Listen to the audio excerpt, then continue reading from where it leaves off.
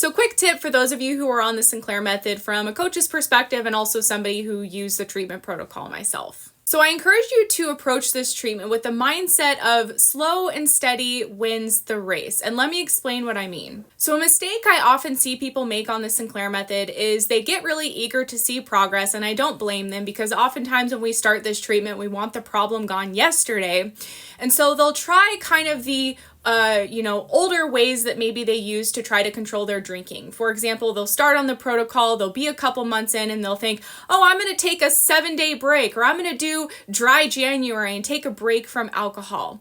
And while these things may be helpful for some people, especially the longer they're on the Sinclair Method, they can actually backfire on somebody if they're not too far along into the treatment. And the reason for that oftentimes has to do with the phenomenon that was part of David Sinclair's research known as the alcohol deprivation effect. And so essentially what can happen is when your brain is still addicted to the reward from alcohol and you try to take a break from it too early on with the method, a long-term break, it can cause the alcohol deprivation effect to kick in. And when that happens, the craving for alcohol gradually builds over time. And oftentimes that can lead to a relapse that is more like a binge drinking session. What I've seen work more effectively for people on the Sinclair Method is to have micro goals that they set, 1 to 3 of them, week over week and month over month, that are helping them take steps closer toward the type of relationship they want to have with alcohol. You know, maybe they're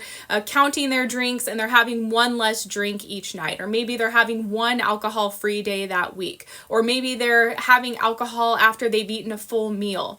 These small changes that may seem insignificant in the moment, when done with consistency over a long period of time, really are how the Sinclair Method works for most of us. This is a long-term treatment protocol. It takes time to reverse the alcohol use disorder neurologically, and it can be more sustainable if we're making these small changes day by day, week over week, again, with consistency. That's really how the results build with time on this method. And I know a lot of us come into it with this black or white thinking, like you're abstinent and alcohol free and you're doing good, and you're drinking and you're relapsing and you're doing bad. So we can come to it with this all or nothing type thinking, or thinking, oh, this long-term break from alcohol is going to help me.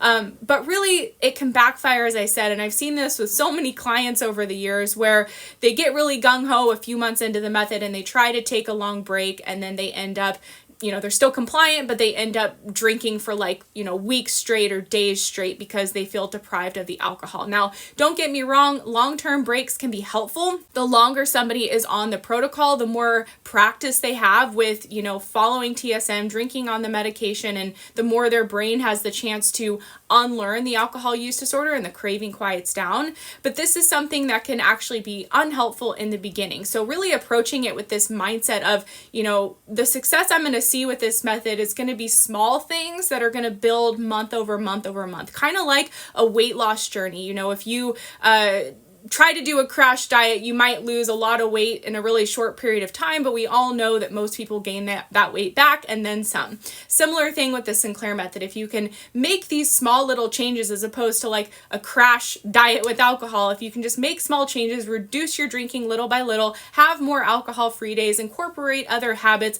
incorporate other coping tools, keep doing these things consistently, but do 1 to 3 small things each week that you can focus on. That's really, casting that vote for that future relationship with alcohol that you want to have. So I hope this tip and information was helpful for you. As always, check out my other videos for more resources and support. You can also check out the link in my profile. I've got lots of free resources there. Talk to you guys later.